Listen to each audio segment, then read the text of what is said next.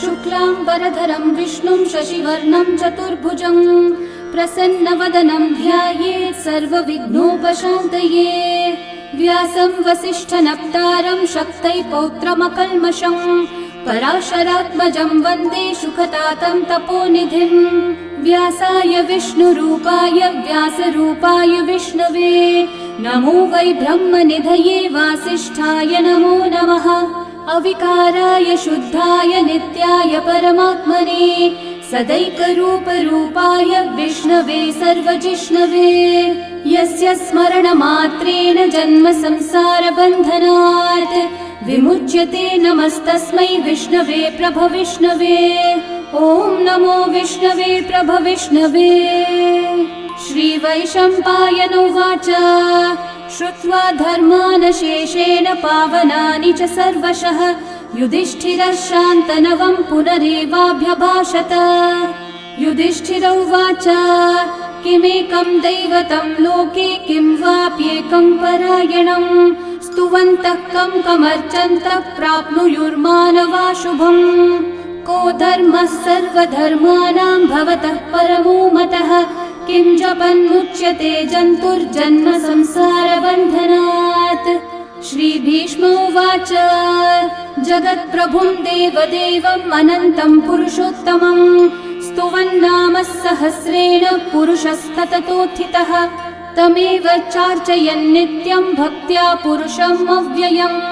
ध्यायन् स्तुवन्नमस्यं च यजमानस्तमेव च। अनादिनिधनं विष्णुं सर्वलोकमहेश्वरं लोकाध्यक्षं स्तुवन्नित्यं सर्वदुःखातिगो भवेत्। ब्रह्मण्यं सर्वधर्मज्ञं लोकानां कीर्तिवर्धनं लोकनाथं महद्भूतं सर्वभूतभवोद्भवम्। एष मे सर्वधर्माणां धर्मोऽधिकतमो मतः यद्भक्त्या पुण्डरीकाक्षं स्तवैरर्चैर्नरः सदा। परमं यो महत्तेजः परमं यो महत्तपः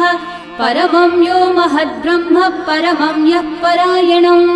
पवित्राणां पवित्रं यो मङ्गलानां च मङ्गलं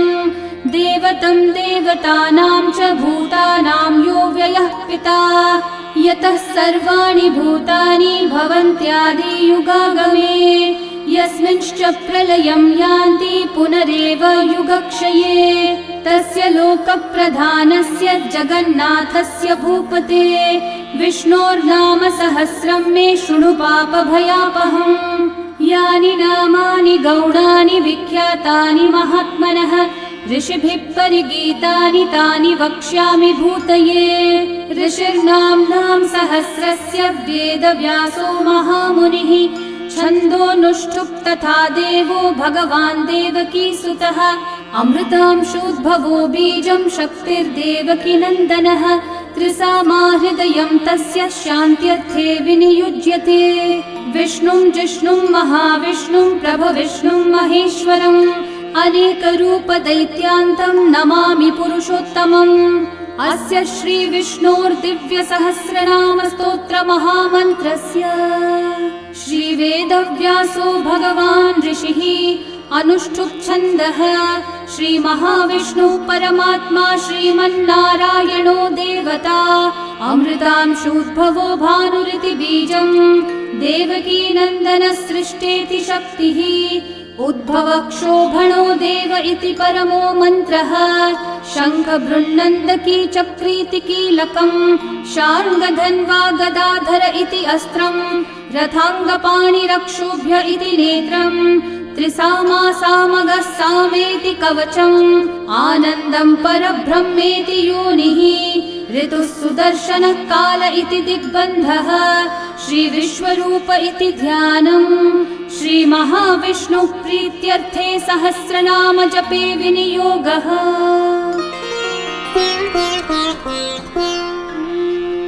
ध्यानम् क्षीरोधन्वत्प्रदेशे शुचिमणिविलसत्सैकते मौक्तिकानां माला क्लृप्तासनस्थस्फटिकमणिनिभैर्मौक्तिकैर्मण्डिताङ्गः शुभ्रैरभ्रैरतभ्रैरुपरि विरचितैर्मुक्तपीयूषवर्षैः आनन्देन पुनीयादरिनलिनगदा शङ्खपाणिर्मुकुन्दः भुःपादौ यस्य नाभिर्वियदसुरनिलश्चन्द्रसूर्यौ च नेत्रे कर्णावाशाशिरौ द्योर्मुखमपि दहनो यस्य वास्तेयमब्धिः अन्तस्थं यस्य विश्वं सुरनरखगो भोगि गन्धर्वदैत्यैः चित्रं रं रम्यते तं त्रिभुवनविपुषं विष्णुमीशं नमामि। ॐ नमो भगवते वासुदेवाय। शान्ताकारं भुजगशयनं पद्मनाभं सुरेशं विश्वाधारं गगनसदृशं मेघवर्णं शुभाङ्गं लक्ष्मीकान्तं कमलनयनं योगिहृद्ध्यानगम्यं वन्दे विष्णुं भवभयहरं सर्वलोकैकनाथं मेघश्यामं पीतकौशेयवासं श्रीवत्साङ्कं कौस्तुभोद्भासिताङ्गं पुण्योपेतं पुण्डरीकायताक्षं विष्णुं वन्दे सर्वलोकैकनाथं नमः समस्तभूतानामादिभूताय भूभृते अनेकरूपरूपाय विष्णवे प्रभविष्णवे सशङ्खचक्रं सकिरीटकुण्डलं सपीतवस्त्रं सरसीरुहेक्षणं सहारवक्षस्थलशोभिकौस्तुभं नमामि विष्णुं शिरसा चतुर्भुजं छायायां पारिजातस्य हेमसिंहासनोपरि आसीनमं बुधश्याममायताक्षम् अलङ्कृतं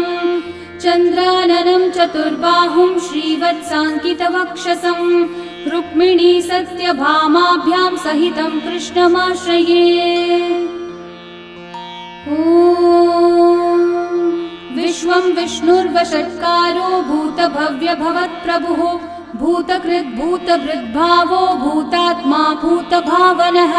भूतात्मा परमात्मा च मुक्तानां परमा गतिः अव्ययः पुरुषः साक्षी क्षेत्रज्ञोऽक्षर एव च योगो योगविदां नेता प्रधानः पुरुषेश्वरः नारसिंहः वपुः श्रीमान् केशवः पुरुषोत्तमः सर्वः शर्वः शिवस्थाणोर्भूतादिर्निधिरव्ययः सम्भवो भावनो भर्ता प्रभवः प्रभुरीश्वरः स्वयंभू शम्भुरादित्यः पुष्कराक्षो महास्वनः अनादिनिधनो धाता विधाता धातुरुत्तमः अप्रमेयो ऋषिकेशः पद्मनाभोऽमरः प्रभुः विश्वकर्मा मनुस्त्वष्टा स्थविष्ठस्थविरो ध्रुवः अग्राह्यः शाश्वतः कृष्णो लोहिताक्षः प्रतर्दनः प्रभुतस्त्रिककुब्धामः पवित्रं मङ्गलं परम् ईशानः प्राणदः प्राणो ज्येष्ठः श्रेष्ठः प्रजापतिः हिरण्यगर्भो भूगर्भो माधवो मधुसूदनः ईश्वरो विक्रमी धन्वी मेधावी विक्रमक्रमः अनुत्तमो दुराधर्षः कृतज्ञः कृतिरात्मवान् सुरेशः शरणं शर्म विश्वरेतः प्रजाभवः अहः संवत्सरो व्याळः प्रत्ययः सर्वदर्शनः अजः सर्वेश्वरः सिद्धिः सिद्धिः सर्वादिरच्युतः वृषा कपिरमेयात्मा सर्वयोगविनिःसृतः वसुर्वसुमना सत्यः समात्मा संमितः समः अमोघः पुण्डरीकाक्षो वृषकर्मा वृषाकृतिः रुद्रो बहुशिरा बभ्रुर्विश्वयोनिःशुचिश्रवाः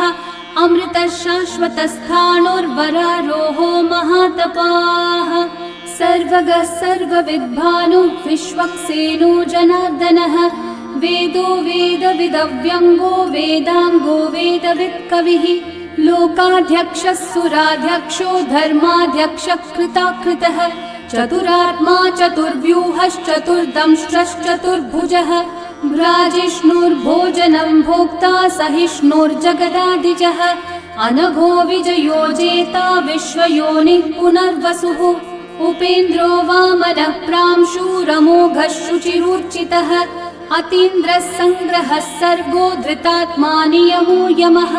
वेद्यो वैद्यः सदा योगी वीरः माधवो मधुः अतीन्द्रियो महामायो महोत्साहो महाबलः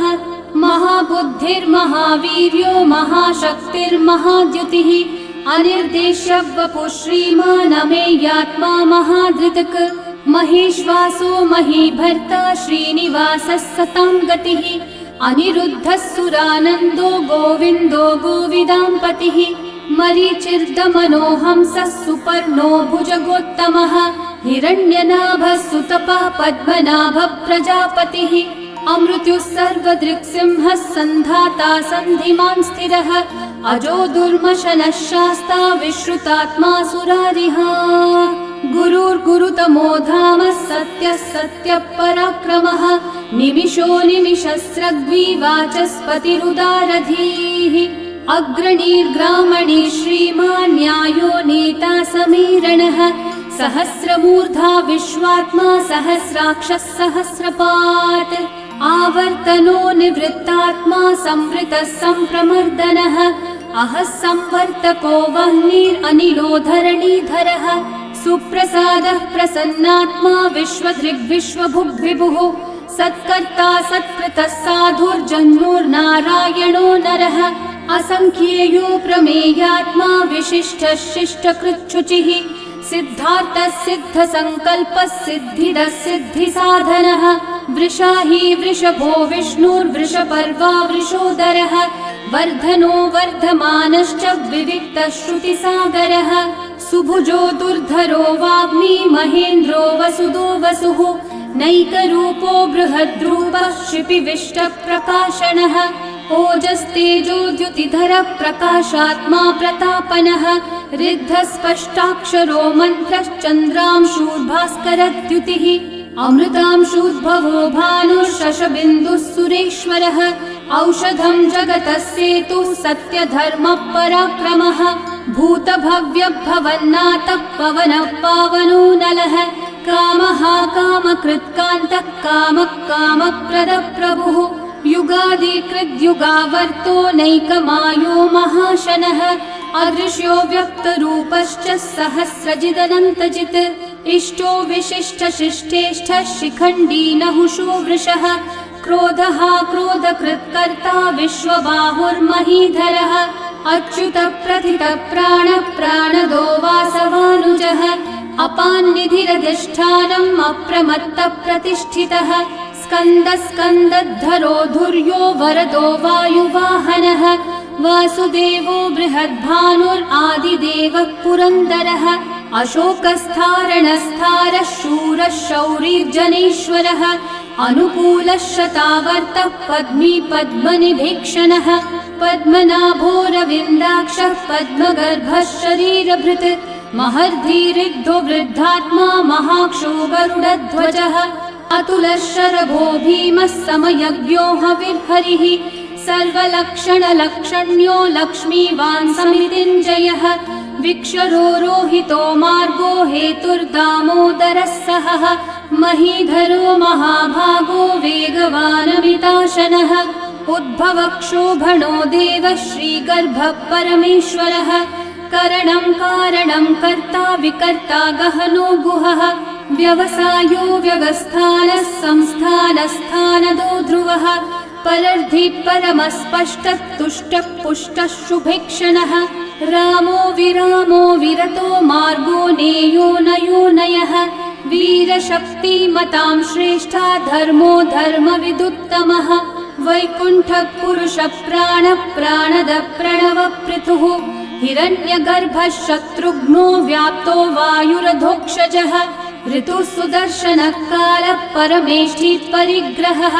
उग्रः संवत्सरो दक्षो विश्रामो विश्वदक्षिणः विस्तारस्थावरस्थानुप्रमाणं बीजमव्ययम् अर्थोऽनर्थो महाकोशो महाभोगो महाधनः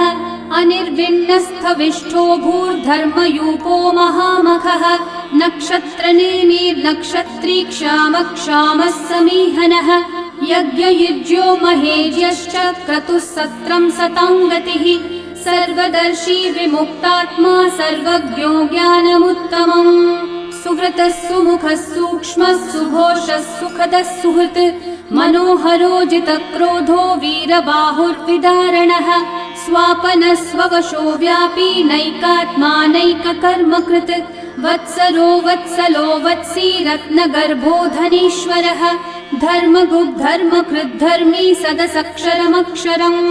अविज्ञाता सहस्रांशूर्विधाता कृतलक्षणः गभस्तिनेमि सत्त्वस्थः सिंहो भूतमहेश्वरः आदिदेवो महादेवो देवेशो देवभृद्गुरुः उत्तरो गोपतिर्गोप्ता ज्ञानगम्यः पुरातनः शरीरभूतभृद्भोक्ता कपीन्द्रो भूरि दक्षिणः सोमपो मृतपः सोमः पुरुजित्पुरुसत्तमः विनयोजयः सत्यसन्धो दाशारः सात्वतां पतिः जीवो विनयिता साक्षी मुकुन्दोमितविक्रमः अम्भो निधिरनन्तात्मा महोदधिशयोऽन्तकः अजो महार्हः स्वाभाव्यो जितामित्रप्रमोदनः आनन्दो नन्दनो नन्दः सत्यधर्मात्रिविक्रमः महर्षिः कपिलाचार्यः कृतज्ञो मेदिनीपतिः त्रिपदस्त्रिदशाध्यक्षो महाशृङ्गकृतान्तकृत् महावराहो गोविन्दः सुषेणः कनकाङ्गदे गुह्यो गभीरो गहनो गुप्तश्चक्रगदाधरः वेधास्वाङ्गोजितकृष्णो दृढसङ्कर्षणोच्युतः वरुणो वारुणो वृक्षः पुष्कराक्षो महामनाः भगवान् भगहानन्दी वनमाली हलायुधः आदित्यो ज्योतिरादित्यः सहिष्णुर्गतिसत्तमः सुधन्वाखण्डपरशुर्दारुणो द्रविणप्रदः दिवस्पृक् सर्वदृग्व्यासो वाचस्पतिरयो निजः त्रिसामासामगः सामन्निर्वाणं भेषजम्भिषक् सन्न्यासकृच्छमः शान्तो निष्ठा शान्तिपरायणम् शुभाङ्गः शान्तिदः सृष्टा कुमुदः कुवलेशयः गोहितो गोपतिर्गोप्ता वृषभाक्षो वृषप्रियः अनिवर्ती निवृत्तात्मा संक्षेप्ताक्षेमकृच्छिवः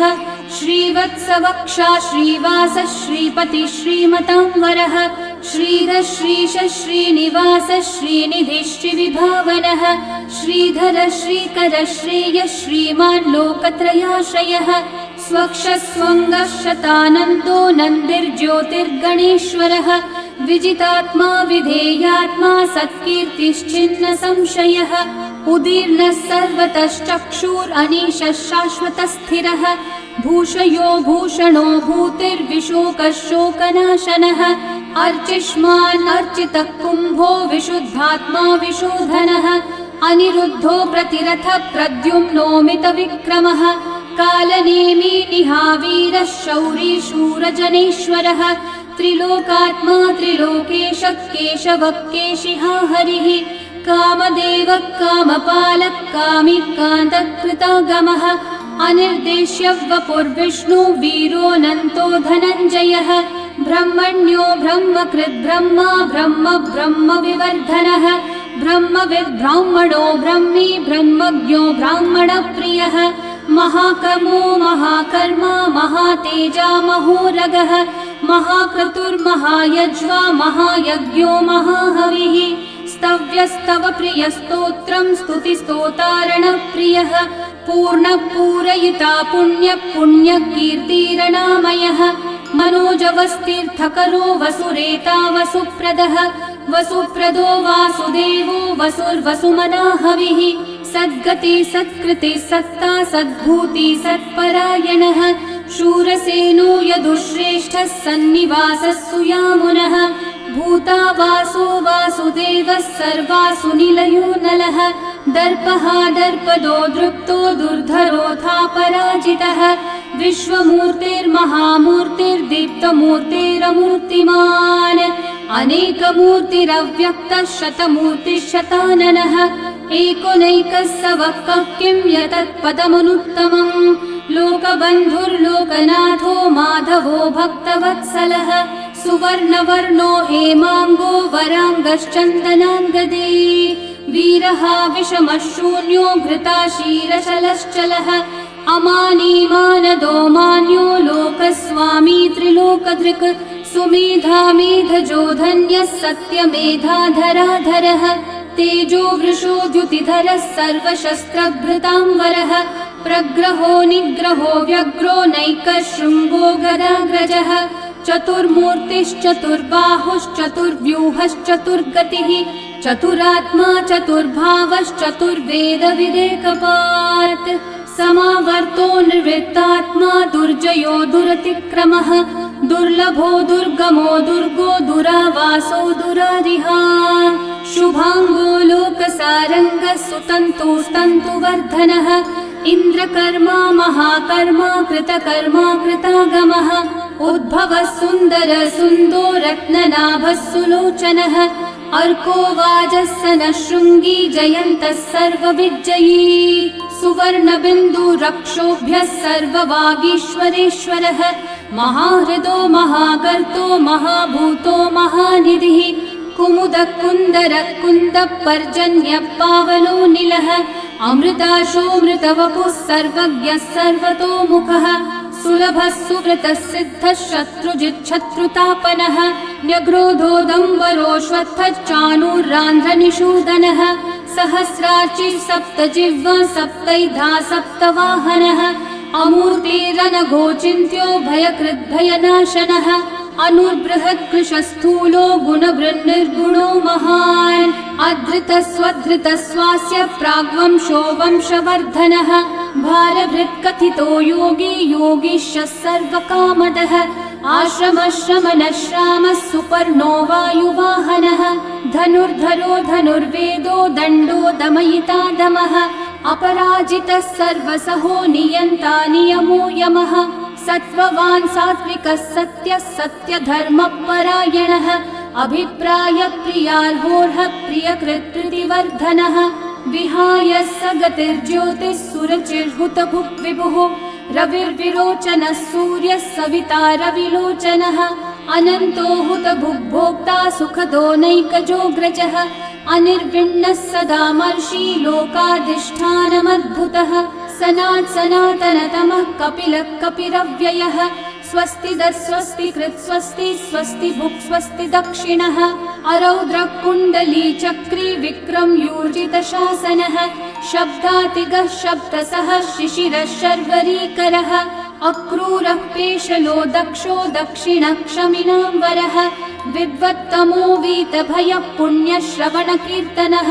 उत्तारणो दुष्कृतिः पुण्यो दुःस्वप्ननाशनः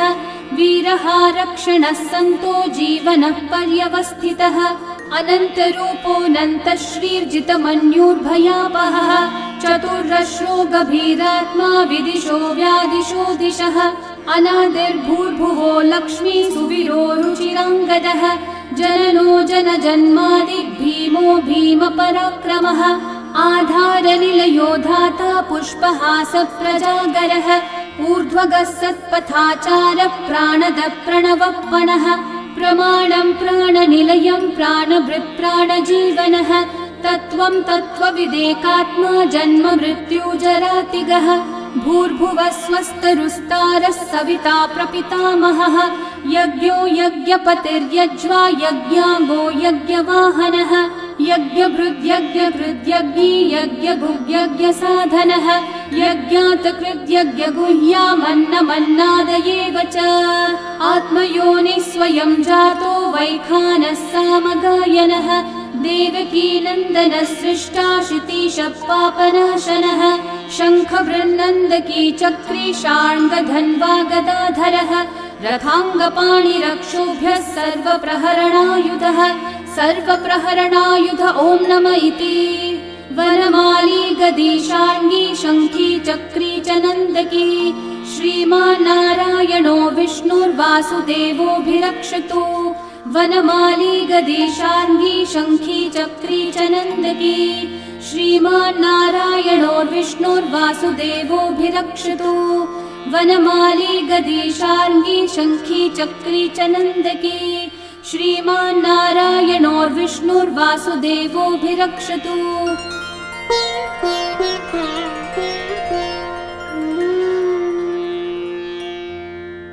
इतीदं कीर्तनीयस्य केशवस्य महात्मनः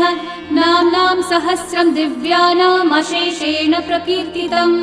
य इदं शृणुयान्नित्यं यश्चापि परिकीर्तयेत् नाशुभं प्राप्नुयात् किञ्चित् सोमुत्रेह च मानवः वेदान्तगो ब्राह्मणः स्यात् क्षत्रियो विजयी भवेत् वैश्यो धनसमृद्धः स्यात् शूद्रः सुखमवाप्नुयात् धर्मार्थी प्राप्नुयात् धर्मम् अर्थार्थी चार्थमाप्नुयात् कामानवाप्नुयात् कामी प्रजार्थी चाप्नुयात् प्रजाम् भक्तिमान् यः सदोत्थाय शुचिस्तद्गतमानसः सहस्रं वासुदेवस्य नाम्नामेतत् प्रकीर्तये यशः प्राप्नोति विपुलं याति प्राधान्यमेव च अचलां श्रियमाप्नोति श्रेय प्राप्नोत्यनुत्तमम् न भयं क्वचिदाप्नोति वीर्यं तेजश्च विन्दति भवत्यरोगो द्युतिमान् बलरूपगुणान्वितः रोगार्तो मुच्यते रोगात् बद्धो मुच्येत बन्धनात् भयान् मुच्येत भीतस्थो मुच्येतापन्न आपदः दुर्गान्यतितरत्याशु पुरुषः पुरुषोत्तमम् स्तुवन्नाम सहस्रेण नित्यं भक्ति समन्वितः वासुदेवाश्रयो मर्त्यो वासुदेवपरायणः सर्वपापविशुद्धात्मा याति ब्रह्म सनातनम् न वासुदेव भक्तानामशुभं विद्यते क्वचित् जन्म मृत्यु जरा व्याधि भयं नैवोपजायते इमं स्तवमधीयानः श्रद्धा भक्ति समन्वितः युज्येतात्मसुखः शान्ति श्रीधृति स्मृति कीर्तिभिः न क्रोधो न च मात्सर्यं न लोभो नाशुभा मतिः भवन्ति कृतपुण्यानां भक्तानां पुरुषोत्तमे द्यौस चन्द्रार्कनक्षत्राखं दिशो भूर्महो दधिः वासुदेवस्य वीर्येण विदतानि महात्मनः ससुरासुरगन्धर्वं स यक्षोरगराक्षसं जगद्वशे वर्ततेदं कृष्णस्य सचराचरम् इन्द्रियाणि मनोबुद्धिः सत्त्वं तेजो बलं द्युतिः वासुदेवात्मकन्याहुः क्षेत्रं क्षेत्रज्ञ एव च सर्वागमानामाचार प्रथमं परिकल्पते आचार प्रभवो धर्मो धर्मस्य प्रभुरच्युतः ऋषयः पितरो देवा महाभूतानि धातवः जङ्गमा जङ्गमं चेदं जगन्नारायणोद्भवम् योगो ज्ञानं तथा साङ्ख्यं विद्या शिल्पादिकर्म च वेदाः शास्त्राणि विज्ञानम् एतत् सर्वं जनार्दनात् एको विष्णुर्महद्भूतं पृथक् भूतान्यनेकशः त्रीन् लोकान् व्याप्य भूतात्मा भुङ्क्ते विश्वभुगव्ययः इमं स्तवं भगवतो विष्णोर्व्यासेन कीर्तितम् पठ्येद्य इच्छेत् पुरुषः श्रेयः प्राप्तुं सुखानि च विश्वेश्वरमजं देवं जगतः प्रभुमव्ययम् भजन्ति ये पुष्कराक्षं न ते यान्ति पराभवम् न ते यान्ति पराभवम् ॐ नमः इति अर्जुनोवाच पद्मपत्रविशालाक्ष पद्मनाभः सुरोत्तम भक्तानामनुरक्तानां त्राता भव जनार्दन श्रीभगवानुवाच यो मां नाम सहस्रेण स्तोतुमिच्छति पाण्डव सोऽहमेकेन श्लोकेन स्तुत एव न संशयः स्तुत एव न संशय ॐ नमः इति व्यास उवाच वासनाद् वासुदेवस्य वासितं भुवनत्रयम् सर्वभूतनिवासोऽसि वासुदेव नमोऽस्तु ते श्रीवासुदेव नमोऽस्तु त ॐ नमः इति पार्वत्योवाच केनोपायेन लघुना विष्णोर्नाम सहस्रकम् पठ्यते पण्डितेर्नित्यं श्रोतुमिच्छाम्यहं प्रभो ईश्वरोवाच श्रीराम राम रामेति रमे रामे मनोरमे सहस्रनाम तत्तुल्यं राम नाम वरानने श्रीराम राम रामेति रमे रामे मनोरमे सहस्रनाम तत्तुल्यं राम नाम वरानने श्रीराम राम रामेति रमे रामे मनोरमे सहस्रनाम तत्तुल्यं राम नाम वरानने श्रीराम नाम वरानन ॐ नमः इति ब्रह्म उवाच नमोऽस्त्वनन्ताय सहस्रमूर्तये सहस्रपादाक्षि शिरोरुबाहवे सहस्रनाम्ने पुरुषाय शाश्वते सहस्रकोटियुगधारिणे नमः। सहस्रकोटियुगधारिण ॐ नम इति। सञ्जय उवाच यत्र योगेश्वर कृष्णो यत्र पार्थो धनुर्धरः तत्र श्रीर्विजयो भूतिर्ध्रुवा नीतिर्मतिर्मम। श्रीभगवानुवाच अनन्याश्चिन्तयन्तो मा ये जनाः पर्युपासते तेषां नित्याभियुक्तानां योगक्षेमं वहाम्यहम्। परित्राणाय साधूनां विनाशाय च दुष्कृतां धर्म संस्थापनार्थाय सम्भवामि युगे युगे। आर्ता विषण्णा शिथिलाश्च भीता घोरेषु च व्याधिषु वर्तमानाः संकीर्त्य नारायण शब्दमात्रं विमुक्तदुःखा सुखिनो भवन्तु। कायेन वाचा मनसैन्द्रियैर्वा बुद्ध्यात्मना वा प्रकृते स्वभावात् करोमि यद्यत् सकलं परस्मै नारायणायेति समर्पयामि। श्री विष्णु सहस्रनाम स्तोत्रं सम्पूर्णम्।